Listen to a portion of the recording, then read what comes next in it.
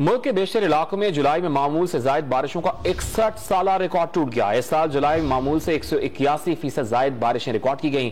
तर्जुमान NDMA के मुताबिक बलूचिस्तान में 305%, सिंध में 218%, पंजाब में 101%, खैबर पख्तूनख्वा में 26%, गिलगित बल्तिस्तान में 68% और आजाद जम्मू कश्मीर में 9% जायद बारिशें रिकॉर्ड की गईं। महकमा मौसमियात की जानिब से अब अगस्त में मामूल से जायद बारिशों की पेशगोई की जा रही है।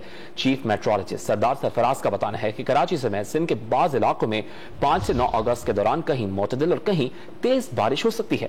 मानसून का एक और सिस्टम 10 अगस्त से सिंध पर असरअंदाज होगा, जिसके ज़ेर असर कराची समेत सिंध में 15 अगस्त तक तेज बारिशों का इम्कान रहेगा। मुल्क के बेशतर इलाकों में जुलाई में मामूल से जायद बारिशों का 61 साला रिकॉर्ड टूट गया। इस साल जुलाई में मामूल से 181% जायद बारिशें रिकॉर्ड की गईं।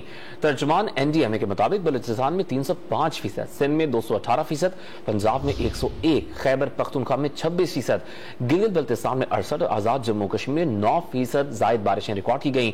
महकमा मौसमियात की जानिब से अब अगस्त में मामूल से जायद बारिशों की पेशगोई की जा रही है।